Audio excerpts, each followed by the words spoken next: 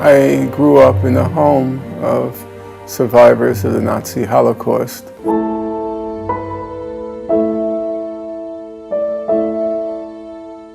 My late mother was in the Warsaw Ghetto from 1939 to 1943.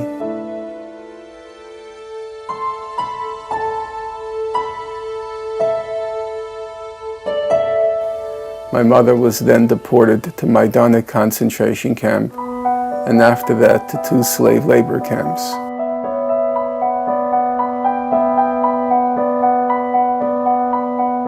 My late father was also in the Warsaw Ghetto.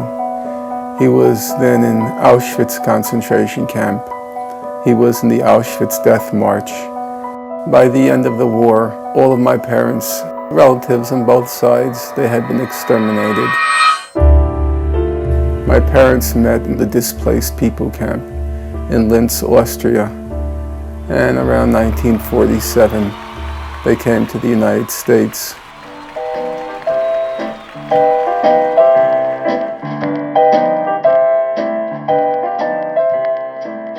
I was born in 1953.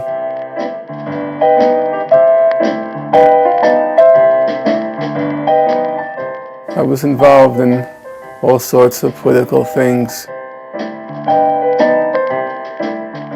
And in June 1982, when Israel invaded Lebanon, I became involved in the Israel-Palestine conflict.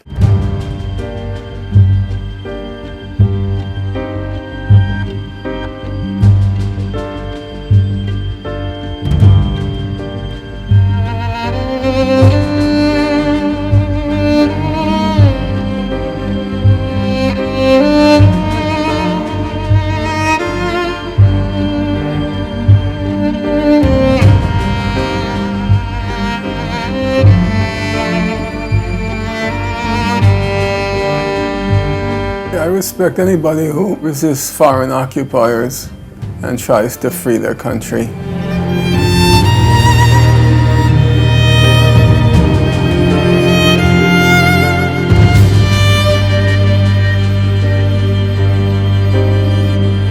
My name is Norman Finkelstein.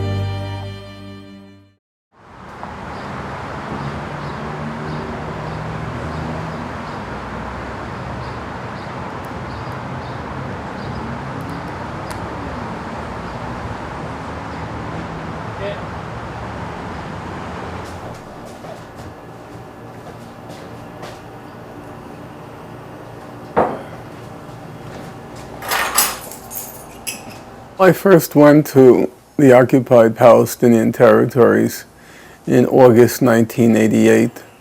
I was part of a delegation organized by the Arab Anti-Discrimination Committee. This was a special delegation because it was during the first Intifada, and we were supposed to live with Palestinian families and report on what we were experiencing. The first visit was a little bit odd. I was the first Jew ever denied entry into the state of Israel.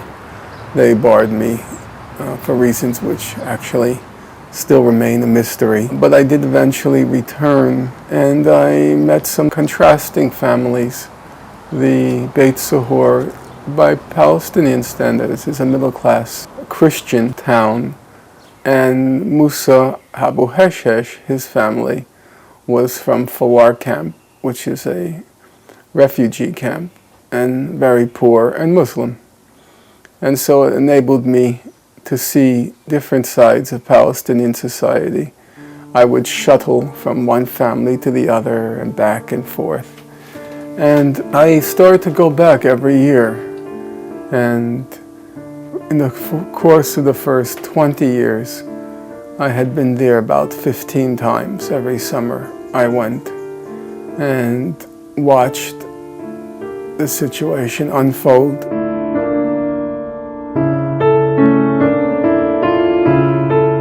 The funny thing about the Israel-Palestine conflict is, as conflicts go, it's among the least complicated in the world. Complex resolutions. There is a law. The law is very clear here, because if you look at the International Court of Justice, the UN General Assembly, whenever the fundamental issues come up, borders, settlements, Jerusalem, refugees, apart from the U.S., Israel, and some South Sea islands, usually Nauru, Palau, Micronesia, and the Marshall Islands, apart from them, the whole world agrees on how to resolve the conflict.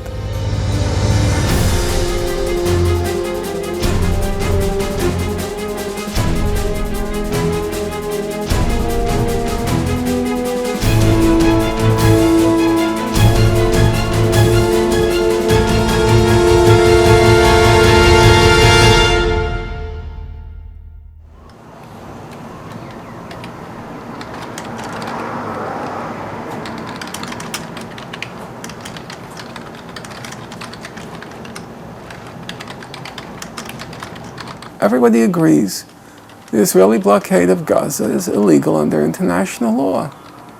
End of story. The blockade has to be lifted. It's Israel that's breaking the law. The blockade is illegal. And it's the same thing with trying to resolve the conflict. There is no question, literally no question, that the settlements are illegal under international law. All 15 judges on the International Court of Justice, not one, not two, not three, not a minority, not a plurality, not a majority, all 15 agreed the settlements are illegal under international law. These are not complex questions. So all I would say to the U.S. administration is enforce the law. Or let's say, in their case, you don't even have to enforce it, just obey it. Just obey the law. The law is you should not be sending weapons to a consistent violator of human rights. That's illegal under international law and domestic U.S. law. And so obey the law. If the U.S. and Israel would just obey the law, then the conflict can be resolved. Go ahead. Hi. During your speech, you made a lot of references to Jewish people as well as certain people in your audience to Nazis. Now, that is extremely offensive when certain people are German. And they're also extremely offensive to people who've actually suffered under Nazi rule. I don't respect that anymore. I really don't. I don't like and I don't respect the crocodile tears the crocodile tears.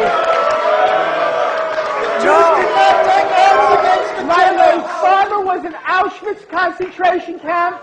My late mother was in Majdanek concentration camp.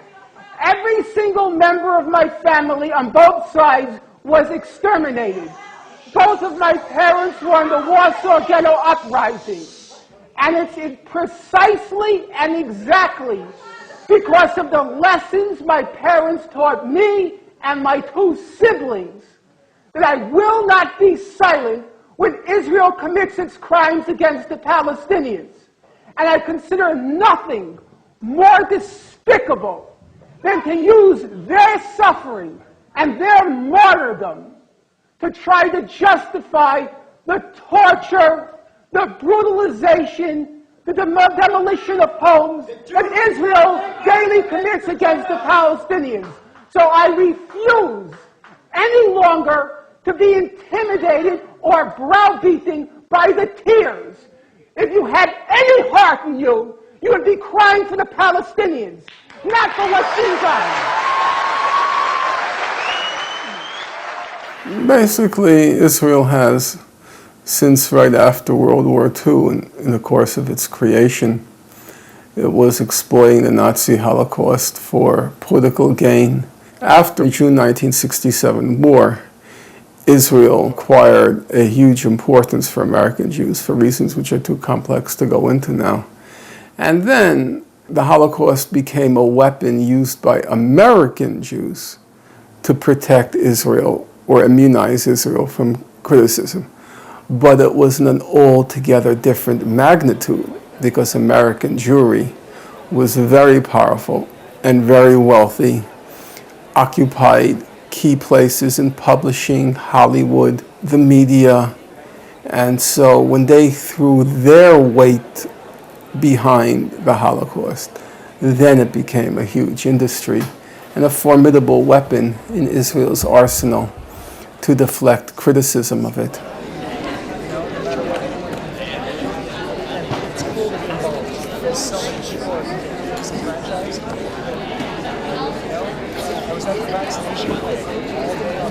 And I will not be silent when Israel commits its crimes against the Palestinians. Norman Finkelstein is a professor of political science. He's been at the center of numerous heated academic and political disputes. I see a lot of problems, namely in Moscow, Tehran, and in Beijing. And I was wondering if you would take on criticizing other states rather than just Israel. I never liked to be described as an anti-Zionist because it made it sound as if that were my fixation or obsession. My concern is human suffering, and so long as I'm around, I'll do my best to try to do something to mitigate human suffering. But I also have a basic principle of faithfulness. You don't abandon people. And I cannot look my friend Musa in the face. I could never, even if I were tempted, I could never say to him, well, you know what, I decided to move on. I want to focus now on China. I couldn't do that because he doesn't have the luxury of moving on. So until he has the choice to move on, I'll stick with it to the bitter end.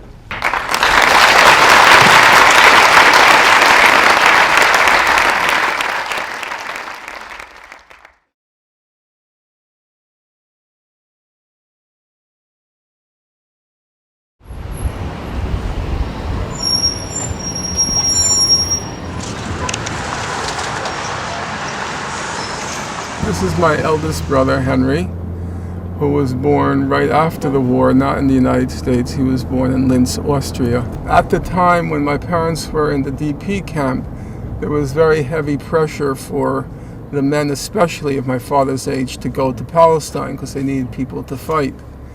And the only exemption you can get, you call it an exemption, is if your wife was pregnant. And so one of the reasons my parents decided to have a child then is so they wouldn't have to go to Palestine, and they end up going to the U.S.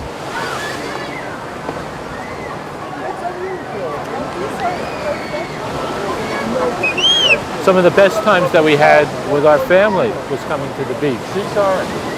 Those may have been the only happy. Norman was a much more ambitious, goal-oriented person than I was. He's getting the attention he deserves, but he's the subject of a lot of hate, and that hurts me a lot.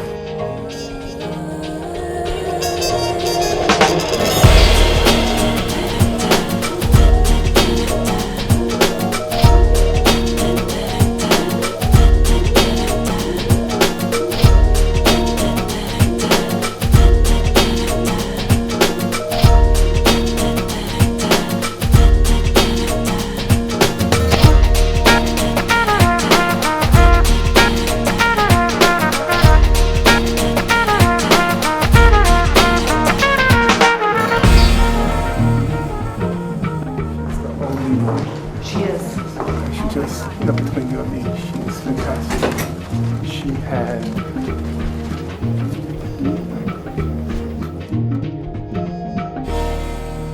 a lot of points brought up by Mr. Finkelstein. I'm guessing you probably have something to say about that. Their lives were in danger, that the Israeli soldiers reacted with violence. Until then, the Israeli naval force to disable the ships Nobody asked you to use the Israeli naval force. They're Amnesty International knows the law. Amnesty International. Amnesty International.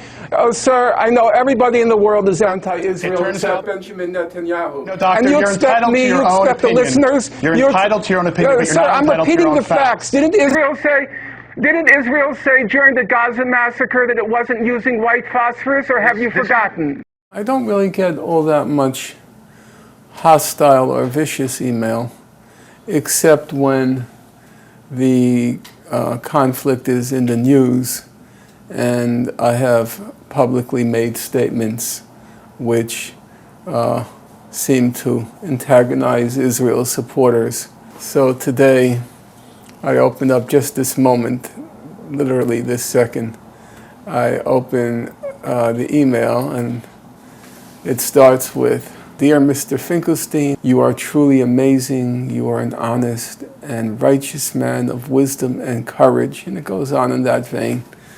And just in case my head gets swelled, I go to the next email, and it reads, "Asshole Norman, I am writing to you to inquire about your health because it would really make my day if I would learn that you have some terminal disease. You are by far the most ugly, obnoxious, repulsive creature that ever lived in the universe. I hate you. You make my skin crawl."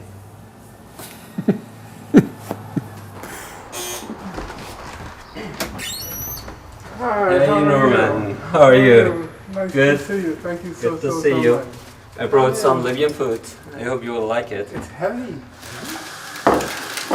I worked as adjunct professor my entire adult life, which meant I earned about $15,000 a year, which is sub-poverty wages, and was forced to move to Chicago to find work.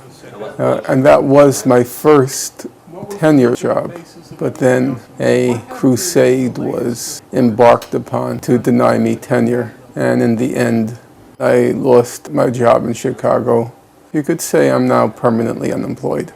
It became a national issue, the denial of my tenure. The overwhelming sentiment was that this was clearly a political decision.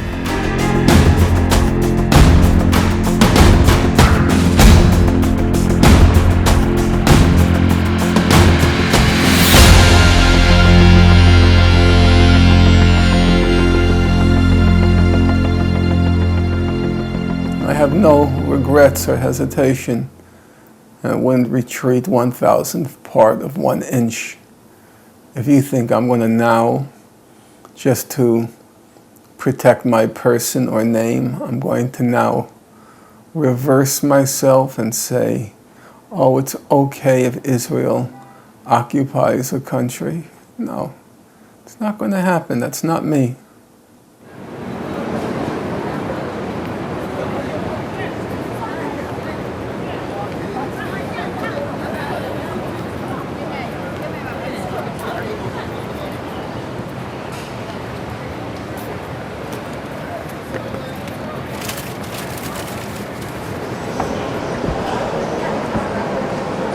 I told you that this is your big chance. I know.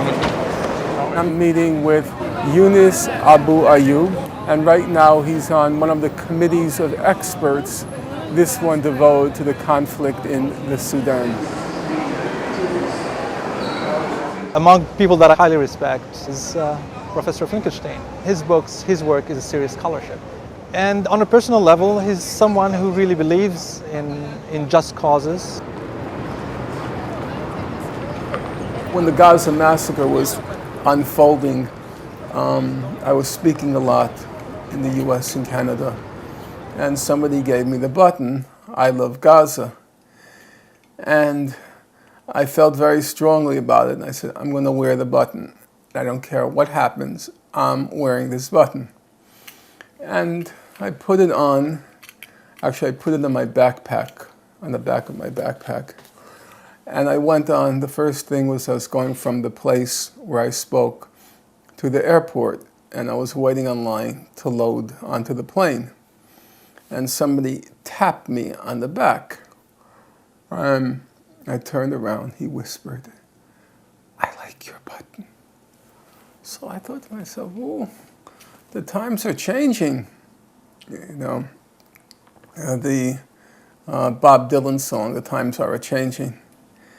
And then I was on the plane, and I had already loaded my backpack, and I went to the back. I asked for a little cup of water, and the attendant gave me the cup of water, and as he was handing it to me, he said, And I thought to myself, there's something happening here, the other popular song from the 60s. And you could see the mood was changing. I do love Gaza. That's right. Let's see you stop me from saying that.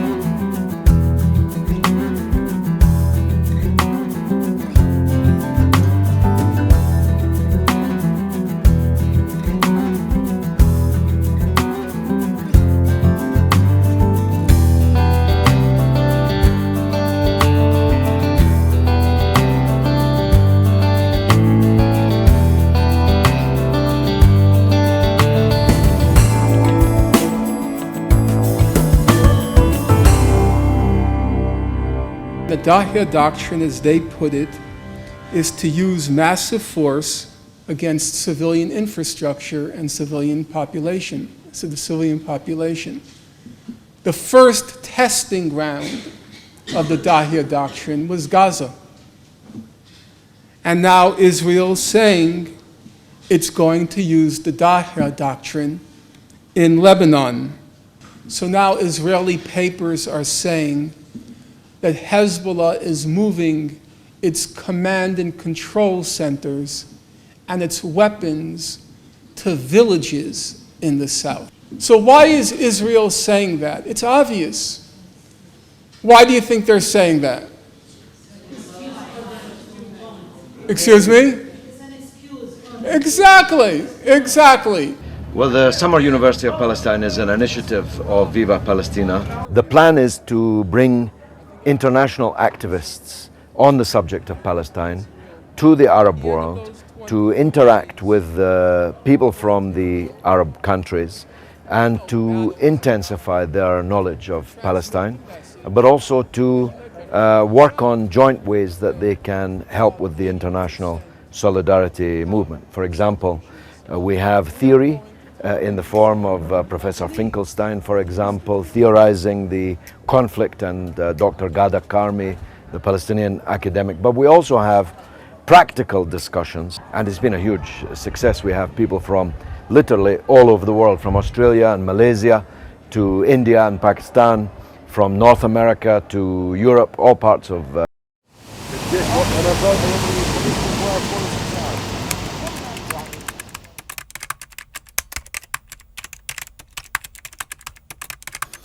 The Caribbean poet Aimé Césaire once wrote, "There's room for everyone at the rendezvous of victory."